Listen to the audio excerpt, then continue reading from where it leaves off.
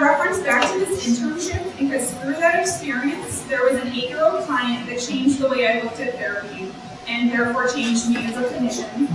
And this change was very much sparked through the use of Santoray therapy. All right, here is a list of the topics I will be covering.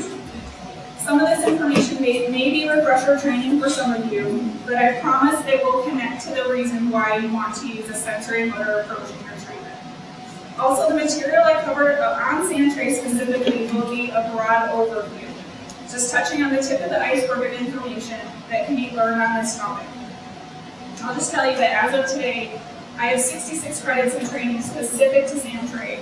That's a lot, and I'm still learning. So I hope that through just learning a little bit about it, that gives you more interest in wanting to learn even more.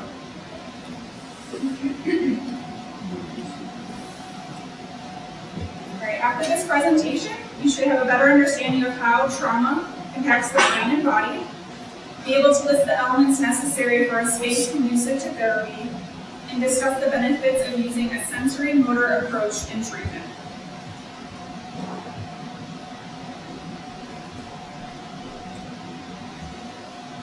Alright, so what is our goal in treating trauma? I believe this question that I've listed on here by Dr. Bessel van der Kolk perfectly illustrates what trauma does to human beings. The question reads, why do our minds keep us stuck in a place we would greatly like to forget? In order to answer this question, we should first reflect on what trauma is. We know that trauma impacts every walk of life, no matter the race, gender, religion, or age. We know that our clients are the ones that define their trauma. But 2 words that describe what trauma is perfectly are unbearable and intolerable. So it's not what would be unbearable or intolerable to us, it is what that is to them. Our main goal in therapy is to help our clients figure out how or why they lost control and guide them in a way where they can reclaim control of their lives. In doing this, we are working to reverse the damage of trauma. So on here I've listed 3 avenues to keep in mind to reversing the damage of trauma. First is talk. By talking, we're connecting with others and allowing ourselves to know and understand what is going on in us. A lot of times our clients, they have no clue what is going on. While processing, when you're doing that connection, you're also processing the memories of the trauma. Secondly is through medicine. The negative part about medicine is sometimes it will shut down inappropriate alarm reactions and change the way our brain organizes information. So it makes it hard for us to be able to process what is going on with us when we're not on it. And then third, through experience. By allowing our body to have experiences that deeply and viscerally contradict the helplessness, rage, or collapse that result from trauma. Visceral is referring to the deep inward feeling rather than the intellect. A lot of us are very focused on, well, we have to process it with the mind, but we also need to process it with the body. Having an experience that contradicts what was felt in trauma. So we need to be able to make that connection and not relive the trauma. So overall, the challenge is not so much learning to accept the terrible things that have happened, but learning how to gain mastery over one's internal sensations and emotions. So sensing, naming, and identifying what is going on inside is the first step to recovery. That was a lot. Any questions on that? Okay, so I know that a lot of you have heard about some of this stuff on the slide, and maybe all of it. A lot of times we hear the phrase fight or flight because we need to protect ourselves. But this theory is very important because it points out the different arousal zones, or the 3 general states that we exist in at all times. I mean, this applies to everybody, not just our clients. So this polyvagal theory, also known as the arousal zones, was developed by Stephen Porges, and it views the nervous system as a hierarchy of response. These are the ways in which we perceive and respond to our environment. These subsystems, there's a picture here, are managed by the vagal nerve.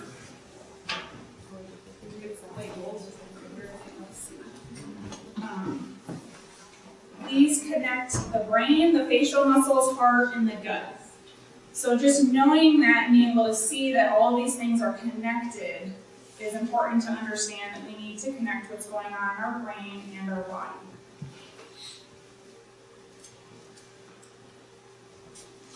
All right, social engagement. Also the optimal arousal or our window of tolerance. This is the area that we all want to be able to live in. The social engagement system, it provides humans the ability to communicate and regulates areas of the body that are used in social and environmental interaction. This system acts as a braking mechanism. So it increases or decreases our heart rate, allowing us to slow down and remobilize, and provides flexibility for arousal to remain in the window of tolerance. So the window of tolerance is the zone of arousal in which a person is able to function most effectively, where one can reflect, think rationally, and calmly make decisions. It allows for engagement in the environment and formation of positive and social bonds. The social engagement system becomes overridden when sympathetic responses would be more adaptive. So these three behavioral symptoms listed are the facial expression, vocalization, and listening. These are things that we use, humans use, to see if we are safe. If you look at it, if you're talking to a young child, you can see that before they respond to you, they're gonna look up at you and then respond. That's how they're determining, am I safe?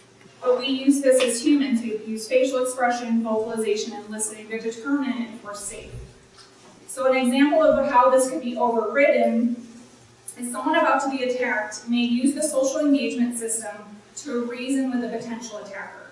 If this isn't effective, the social engagement system would automatically transition to the response of the sympathetic system, fight or flight. So if you're not able to talk an attacker down, you're automatically going to go into fight or flight mode, attack or run. When chronic failure of the social engagement system is unable to negotiate safety, the system will habitually shut down. This becomes the case with our clients that have chronic trauma, and as well as chronic childhood trauma. Long-term implications include availability of the system may tend to decrease, diminishing an individual's future capacity to form relationships.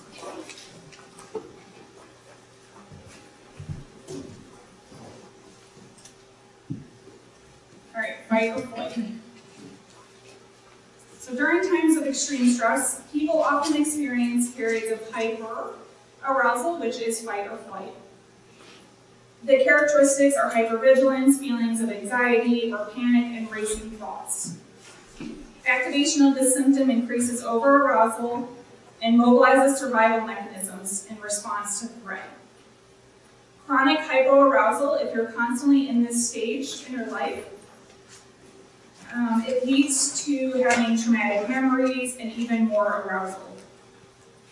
This hypoarousal also causes traumatized people to be able to not be able to trust their own bodily sensations.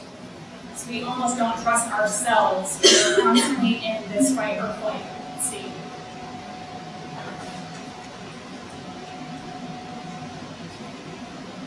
And the last state that was listed that we could be in is freeze or hypoarousal.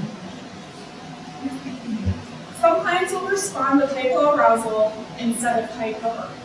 Hypo is when a person freezes, which may cause feelings of emotional numbness, emptiness, and paralysis. So the dorsal vagal enables survival-related immobilization, such as faking death. Extreme dorsal vagal arousal can result in fainting, vomiting, loss of control, or bowels. Even though immobilization can be used for survival, it causes serious or lethal health problems if maintained over a long period of time. So you will see this in clients that have all these things going wrong with their body because they're always in this freeze state of mind. And it most always can be connected back to their emotional symptoms that they're experiencing.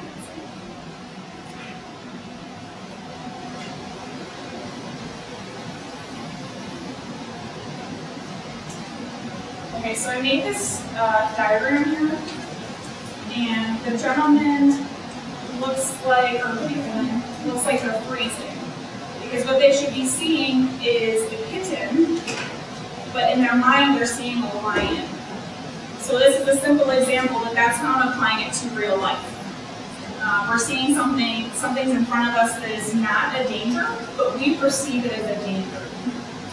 So trauma increases the risk of misinterpreting whether a particular situation is dangerous or safe. You get along with others based on whether you can accurately gauge their intentions as benign or dangerous. A slight misreading can cause problems in relationships, at home, and at work. Being able to hover calmly and objectively over our thoughts, feelings, and emotions, and then take our time to respond, allows the executive brain to organize and modulate our automatic responses, pre-programmed into our emotional brain. So how we know anything is through experience, and we automatically jump to what we've known from the past. So if we're not able to organize this information and respond calmly, the moment we detect danger, we automatically go into fight or flight. And this happens a lot in relationships. That's how we fight. Our emotions assign value to experiences and thus are the foundation of reason. Our self-experience is the product of balance between our rational and our emotional brains. So we constantly are going back to when have I seen this before?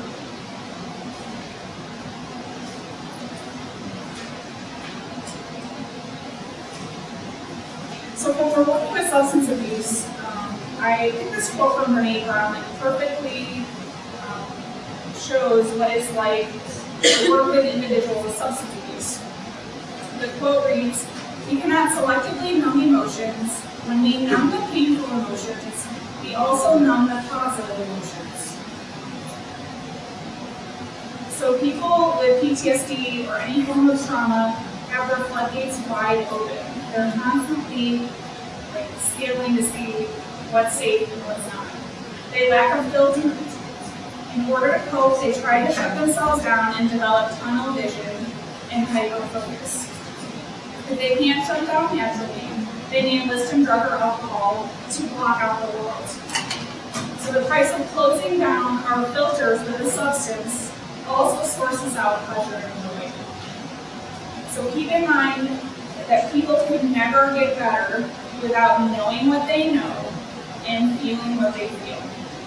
So if we relate this to working with addiction, it is difficult to process what you know and to feel what your body is feeling when you're addicted to a substance. That relates back to the elements that are needed to reverse trauma. That's one of those steps that you need to be able to do.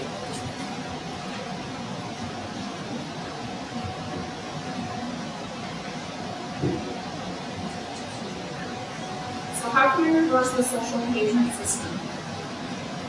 The way to do this is to understand the brain and body connection when you're doing treatment, and understand the symptoms that show why we need a sensory or form of treatment. Right, so trauma ignites changes in the brain. It changes how we think, what we think about, and even our capacity to think. The effects of trauma are most pronounced on the midbrain, where the limbic resides, which controls our emotions and our executive functioning. So there's a level of deactivation in this area of our brain for trauma victims. It also affects our ability to speak.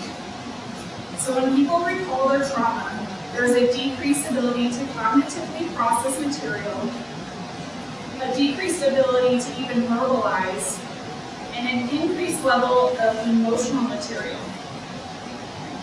So expecting someone to talk at this point may be difficult, if impossible. And you'll know that even in the room, when they can no longer talk, because it's too much. If we look at the criteria for PTSD, it is largely sensory-based. When traumatic memories are encoded, not only in the brain, but in the body as well. So we have to keep in mind there's a brain memory and there's a body memory. If you go to a new experience where you felt the same way you felt in the past, your body's going to remember that. And it's going to, if you lead into those feelings, it's going to bring those images in your mind. So if you haven't processed that from a previous trauma, it's going to come back. So 2 basic needs in therapy and treatment of PTSD is that the person must attend to the trauma-related material in a way that will activate the traumatic memories, and the therapeutic process needs to directly contradict the major elements of the trauma. Primary feeling safe.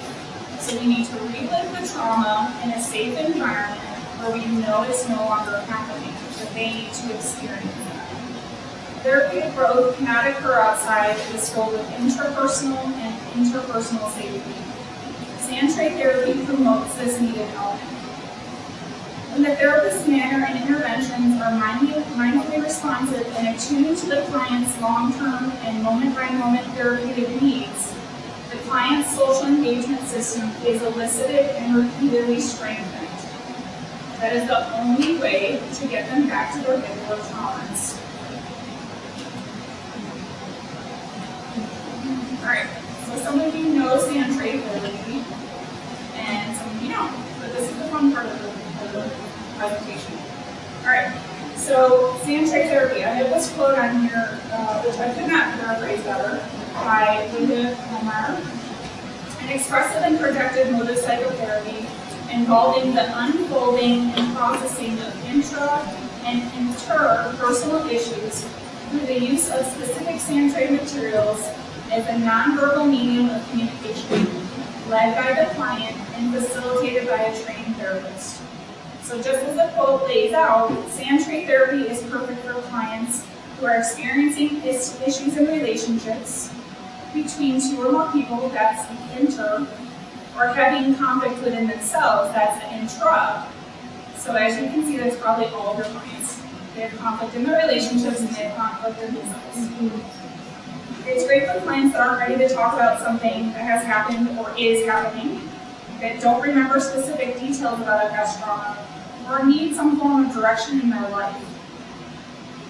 These photos here, that's my sand-tray in my office and my collection.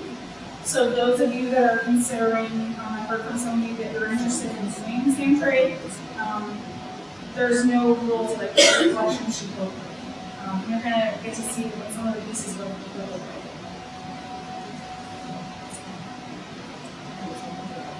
Alright, how does sand-tray therapy work? So when we experience memories, we see pictures in our head. We don't see words like scrolling across. Sand-tray therapy helps you process those pictures. Just as you would see in a movie, a client laying on a couch saying words of free association, whatever coming to mind, these words mean things. But the client doesn't really think that. It's coming from their unconscious mind. Sand-tray therapy acts as a substitute for verbalization. I tell my clients keep an open mind because this technique can be very powerful. And even they will see that where the clients don't even know what it is that they are going to share. Because they don't know, because it's coming from their unconscious mind. This technique allows for a bridge between the conscious and the unconscious. The creator has the opportunity to resolve conflict, remove obstacles, and gain acceptance of self. So it's an externalization of an internal world that can be viewed, touched, and experienced. In doing this, it's the experience of the process that heals, not the theoretical interpretation. So whether you say anything to them or not, they are processing what is going on. With children, they cannot communicate in the manner that adults do. Play is a child's natural medium of communication. For children to play out their experience and feelings is the most natural dynamic and self-healing process in which children can engage. Sand-tray therapy can be used with any age, but it is extremely beneficial to children because they cannot say what they're feeling. In addition to that bridging of the conscious and the unconscious mind, it also allows for individuals to use their imagination. So imagination is critical to the quality of our lives. It allows us to leave our daily mundane routine to fantasize about things that make life interesting, like food, traveling, sex, falling in love, all these things that we don't get to do all the time. Imagination helps individuals to visualize new opportunities or potentials, which help us to ignite fire in ourselves. It relieves boredom, and it enhances our relationships. We lose imagination when we're pulled back into trauma, and our minds become inflexible and stay stuck. Imagination helps us to develop goals and to keep hope.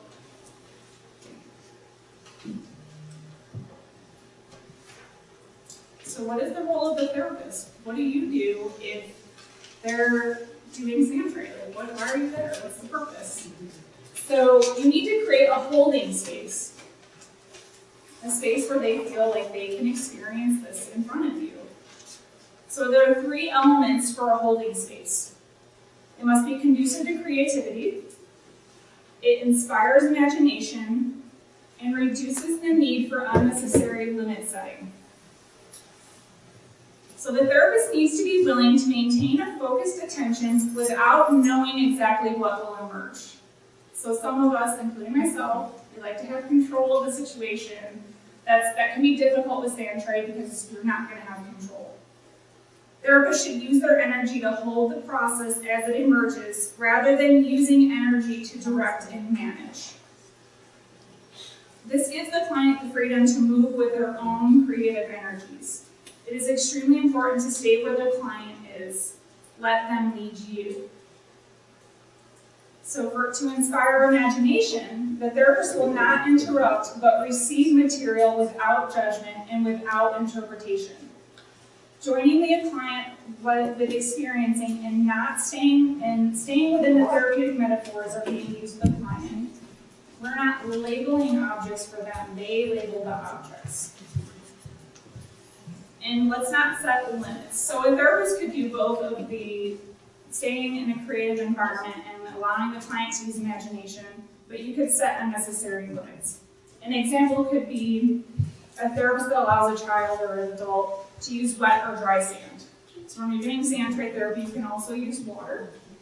And an unnecessary limit would be to tell a client that has a nice sailboat with a nice sail, you can't use that boat when they've already started doing the Sandtray process. So if we stop a client from using a piece that we don't want to get it messed up, that's setting a limit right there.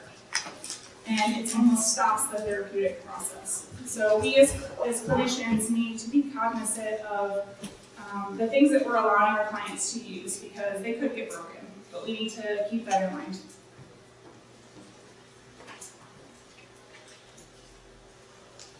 All right, this is a protocol for conducting a session. Setting up the room, usually you already have the room set up. Introducing Sandtray miniatures, the creation phase, the after creation phase, the Sandtray cleanup, and then documentation. So today I'm going to touch on the introduction of Sandtray and miniatures.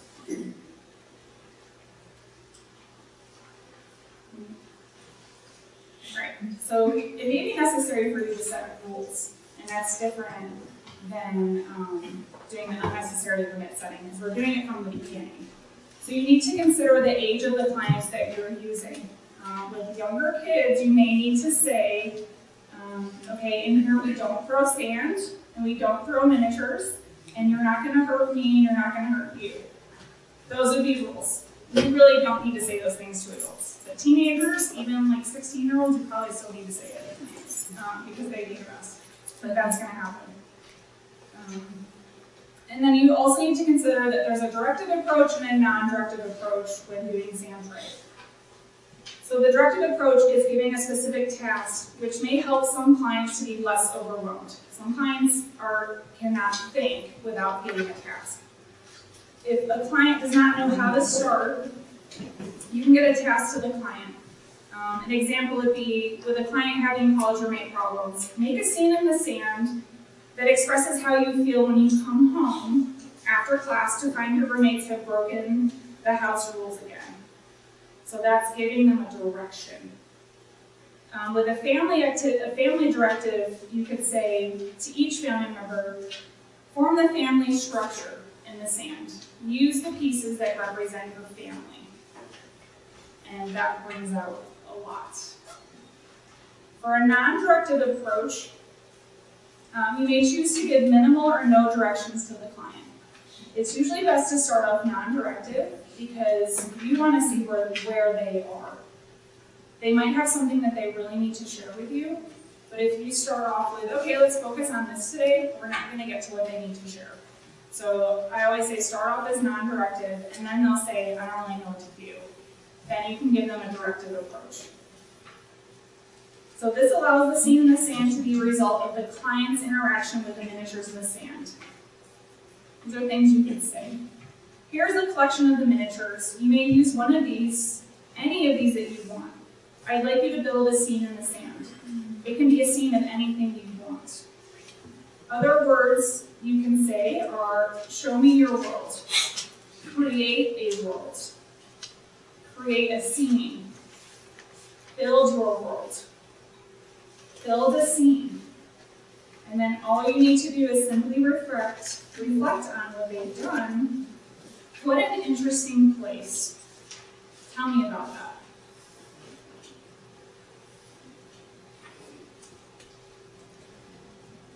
All right, so the next couple of slides I'm going to show you depict real work from real clients. I received written permission from the parent of the child and from the couple to share this in an educational forum. I really thought that you needed to see what I'm talking about. And in a moment, you're also going to get to actually touch and feel what I'm talking about. Okay. All right. So, when I was talking about the 8-year-old child, this is going back to the 8-year-old child's work. This is the first of the many trays that I had done with the 8-year-old client back on Fort Belvoir. This child is living in a military family with a father that had multiple deployments who struggled with PTSD. When clients finish a tray, I ask them, if you could give this a title, what would you call it? And she's 8, and she said, well, let's call this chapter 1, Problem Town. So for me, I was like, holy cow, you're supposed to be worrying about your friends at school, your clothes, your animals, and this is what was coming out of her mind. So each week she did a new chapter. So first she was creating a book. But she remembered each piece she used each week. I'm thinking, how could she remember every single piece that she used? She picked all the same ones and dumped them in the tray. In her tray, she showed me her own inner confusion, reflecting on the chaos of her own world, and she would show aggression, which she acted out in her own world, and used the sand tray to express her internal anger. I don't even remember specific things about everything in here. One story that comes to mind about her is her dad angry about something and throwing all of her toys on the front lawn of her house. So you can imagine that she's acting this out, trying to make sense of why is this happening in my world. So I was completely flabbergasted by everything that was going on in this little girl's mind. It's as if I was able to see how the images were helping her to organize her thoughts and feelings to make sense of them. So in the beginning of my work with her trays were very chaotic. This next tray was one of the last ones I did with her. Less pieces, it's more organized. The first tray reflected her interpersonal conflicts with relationships in her life, while this tray depicts her interpersonal conflict issues from living. In this chapter, she was the lonely zebra, but she felt she was different from all of the other animals. And that's how she played out the scene with the animals in the center there.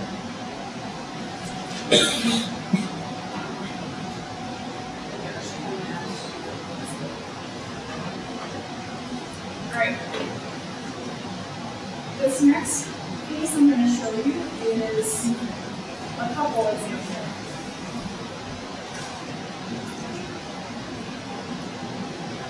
So it's easy for couples in conflict to feel as if they are not being heard in a relationship. Doing a couples tray gives a couple a chance to not only share with the therapist, but with their partner as well. It provides each person the opportunity to express themselves, to talk about fears, and hopes through the creation of the tray. So a directive couples example could be, show me the last time you experienced conflict. So this couple's trade was actually non-directive. I did not give them any direction.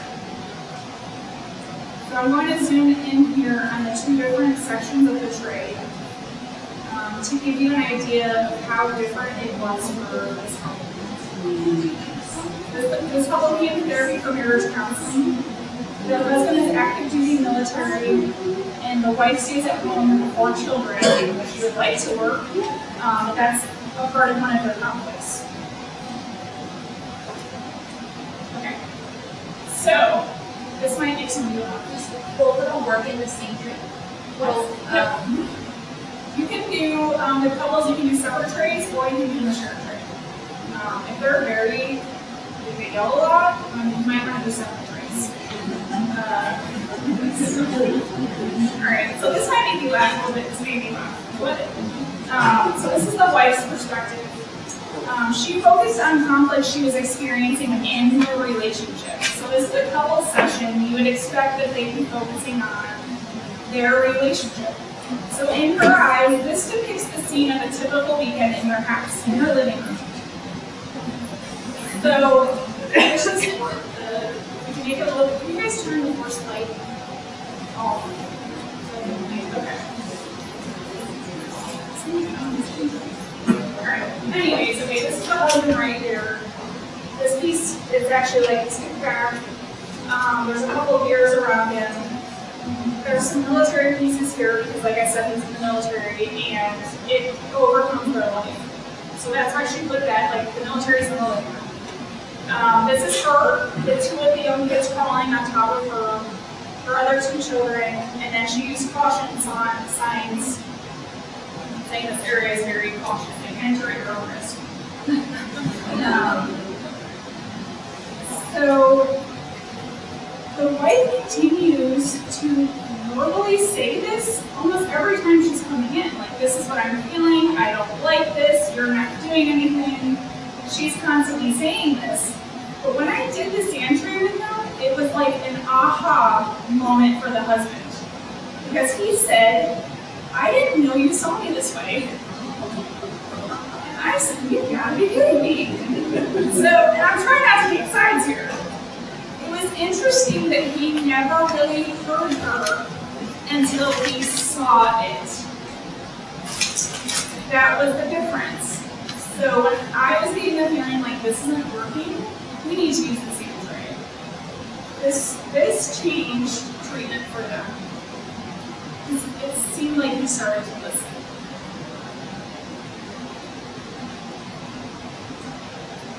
Alright, so this is the husband's perspective. He focused more on conflicts in his life, struggled with a lot of things for himself, which is understandably why he couldn't really focus on his wife. I mean, yeah, it doesn't make sense for me to focus on the client. Why are they stuck? Why aren't they here? Or focus on their partner. So he's focusing on all these clients, all these conflicts that are going on in his life. He put the starfish in there. That represented the time that he last remembered he was happy. And that was a visit that they took to the beach. So he's basically saying, I'm not happy. And that visit, that trip that we took was a long time ago. He put the military in there for his career, and he put that word hope in there because he had hope that he wanted the marriage to work out. So these were things that he wasn't really just focused on his work.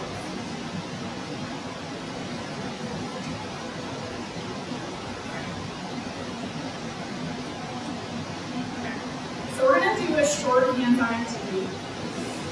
But what I want you to think about when you're doing it is sand trade therapy is a lot like play. So adults get really weird when it comes to play because we always need to play no matter our age. And play is different things for an adult versus a kid. But some adults feel weird because they're like, you want me to do what? They're not all like that. But so that's why a lot of adults illicit in substances because it makes us feel more comfortable. It relieves anxiety when we do this. If you think about the process of play, It's voluntary by nature, absent of rules and requirements, free of evaluation and judgment. It's safe to make mistakes. It encourages fantasy and the use of imagination.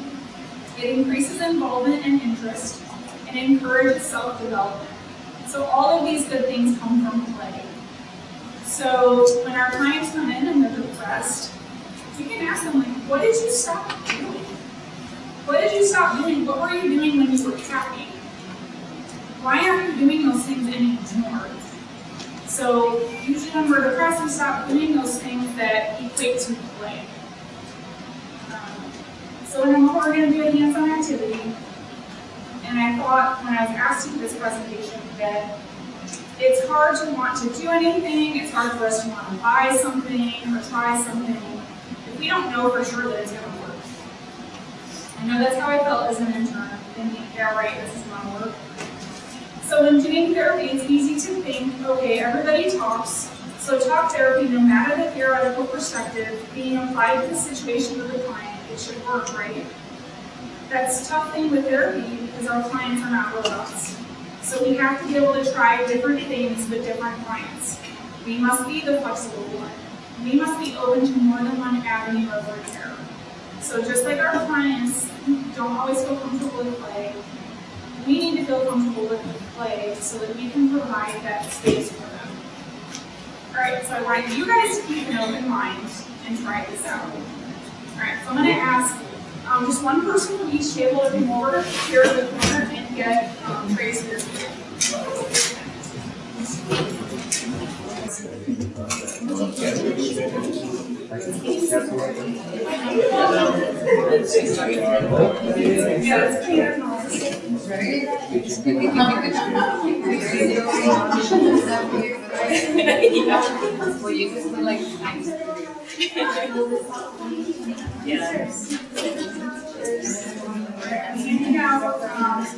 I'm not collecting this. This is for your self-reflection. Did she get special training? Yeah, she said she had 60. Yeah, specific hours. She said a number, but I don't remember. That's for your own. She said a number, but I don't remember. Alright, so for those of you that have sand, I want you to just touch the sand. There's no wrong way. So notice if you notice anything in your body. Does anything change in your body when you touch the sand? Try with your eyes open and try with your eyes closed. You can make a mess of it because somehow our bodies learn how to organize it, even with our eyes closed. So notice where you feel this in your body, because touching the sand and moving it around is like a relationship, like you're joining.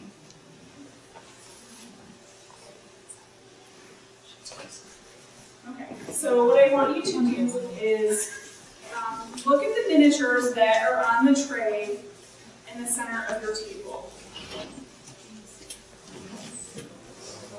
And those of you who don't have a tray, I'm going to move one to you once they choose something. All right, so what I want you to do is pick just one, only one, only one, and put it in your sand. So what I want you to do is think about what does it mean Big minds? to pick one. What does it mean to pick that one miniature? You don't have to answer this yet, but I want you to think about it. So place your miniature in the center of the tray. Spin it around, cover it up, bury it, move it around the tray. Notice your thoughts, your feelings, and your emotions. So I want you to reflect on part one on the paper. This is something for you. You're not going to share it aloud. But take a moment to reflect on it on the paper.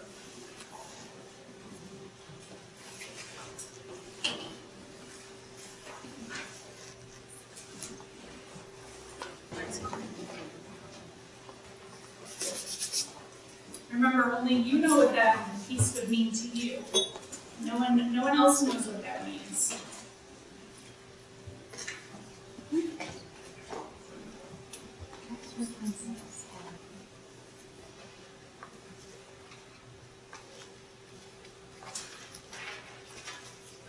So some of you are still writing, but if you're done writing that first one, you can pick the second piece and add it to your tray.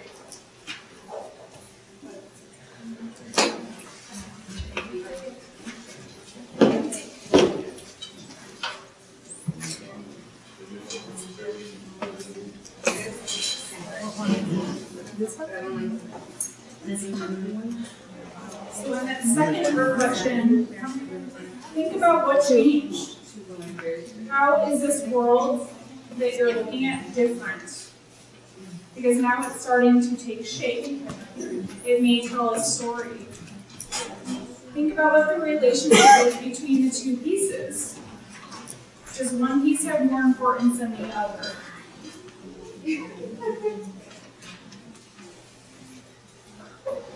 Well, some of you may be still writing.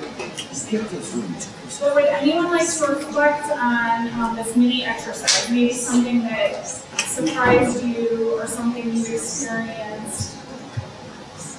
Anyone? So, to be honest, I'm not really sure why I chose the first item that I did until I put the second one in there, and then and then I said, oh, okay, I know now. So I wrote even on the first part, I said, I'm not really sure why I picked that one. As soon as I picked the second one up.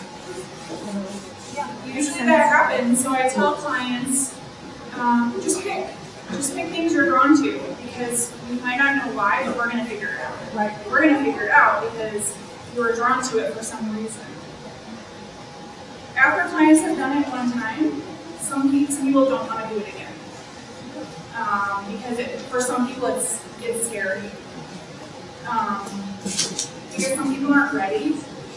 Some people, they come to you saying they're ready to get better, but some people really are not ready. And you'll see that, they might not come back, or they might say, I'm not ready to do that again. But if they like it, they want to do it. And they're going to tell you. But I always challenge my clients, I want you to try it at least once. If you don't like it, you don't have to do it again. But it has helped a lot with my clients. Because just like that, they don't know why I pick these things. And sometimes they don't know until after they've left my office. Because you still think about it. You're still processing it. Why did I pick that? Why did I pick that? And I've had some call me or text me and they're like, oh my God, I know what that was. And they'll want to use the same piece. If they still haven't figured out, they'll keep using the same piece and then they'll figure it out. But I always tell my clients, you know the answer. I don't know the answer. I'm helping you find it. So it really pushes them to focus on, why am I here? What is this about? So I'm glad that you said that. Did anyone else?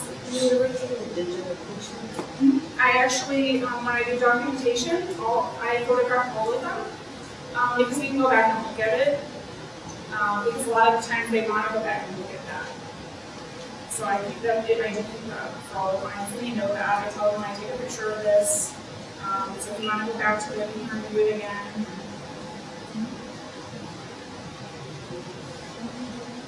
Does anybody else have some type of a surprise reaction?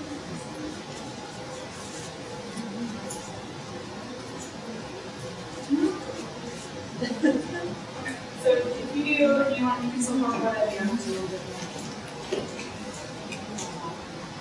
Alright, so with anything, there are risks. One risk is countertransference. In many instances, witnessing visual images is more powerful than verbal therapy, because just like clients, therapists have their own symbolic thinking processes. It is critical for therapists to have the ability to join with the client and experience the images through their eyes. If not, it is difficult to hold the therapeutic space. Since this can be very difficult, specific training for the role of the witness is essential.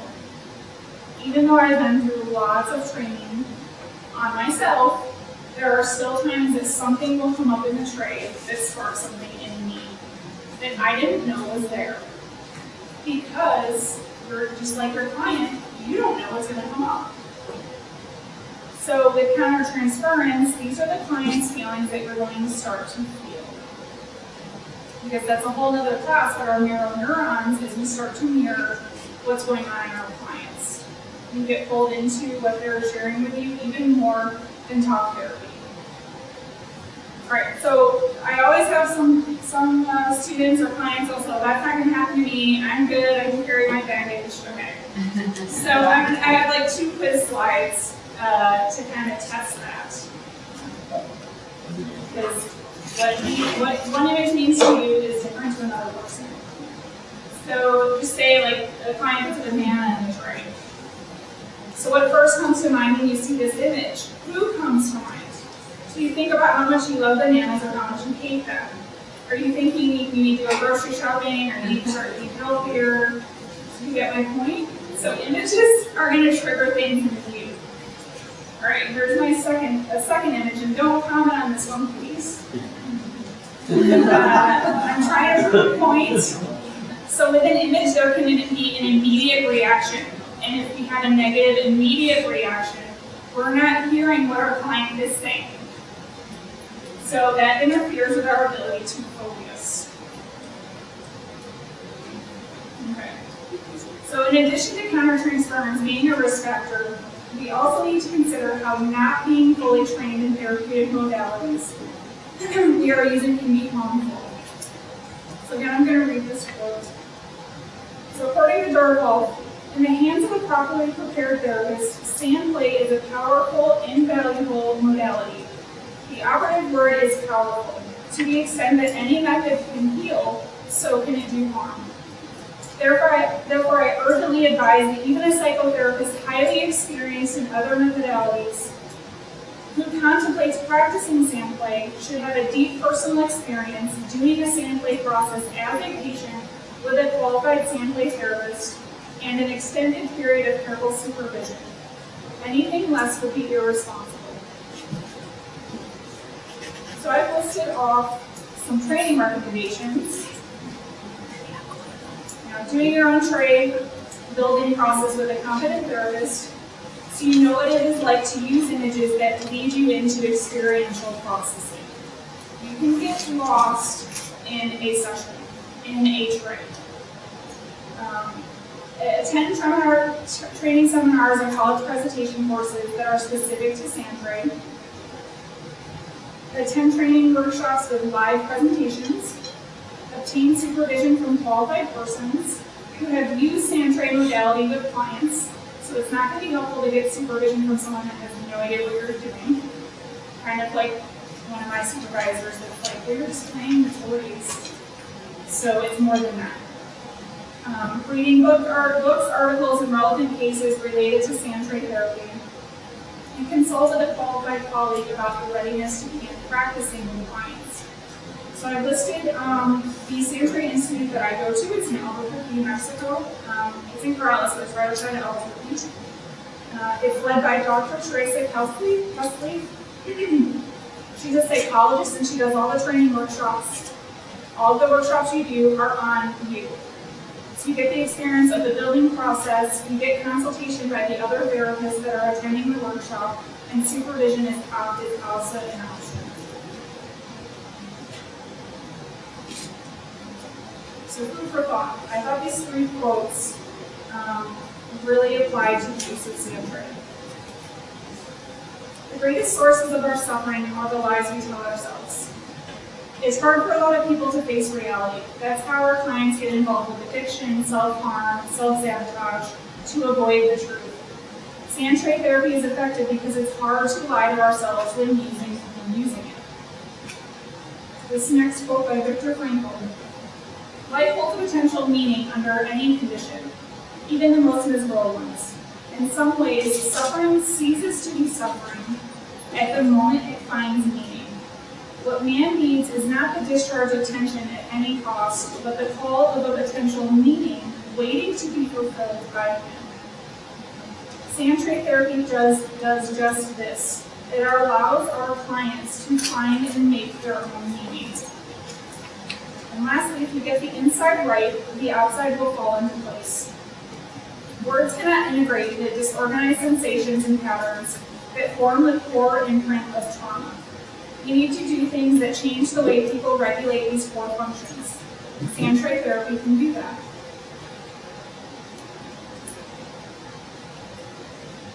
So in conclusion, the task of the therapeutic intervention should be to return control to our clients and help them develop a sense of mastery. Sand tray therapy helps clients develop their narrative and begin a new story.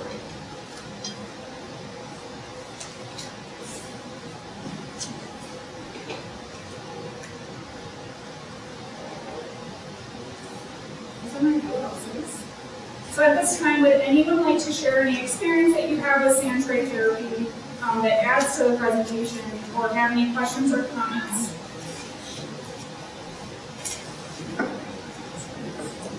You mentioned at the beginning that your supervisor was usually there as you sand tray.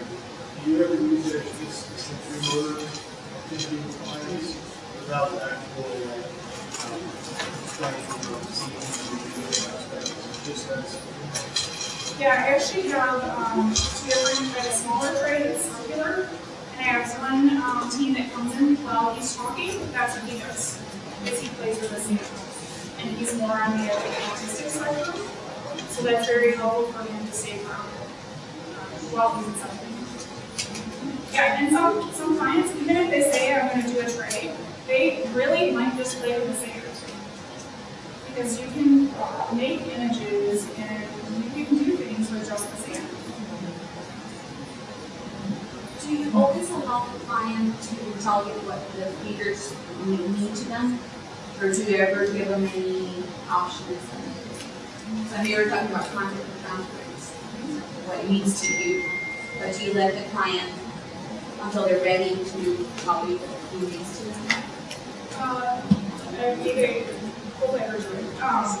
So they don't have to share. Is that what you're saying? Like, so we have to be able to know as a therapist, like, what's the right level of pushing. And you can put it out there, like, this seems really difficult. Do you want to wait? Do you not want about this today? And they'll just say, yeah, I'm all right. Because a lot of times they push themselves more than they should. Because they want to for you. But we need to understand that it's not for us, it's for them. If they're still going to process it, whether they verbalize it or not. But some of them will say, no, I want to. So we can give them the options. But I tell them that before they build, they don't have to share.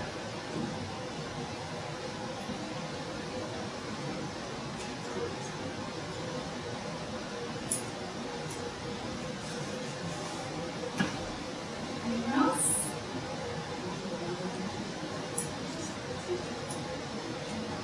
All right, well, that's the conclusion of our sand tray workshop. Just leave everything there and we'll thank you guys for coming out. You need this to get them credit, so make sure everyone gets one. Also, I wanted to tell everyone, our next event's going to be in December. It's going to be on Halloween. So if you're interested, the email that you put down when you signed in, that's the email I'm going to send you. We don't have a location or time. I mean, it's going to be here. We have a date or time yet. So, we don't have that information. And thank you so much.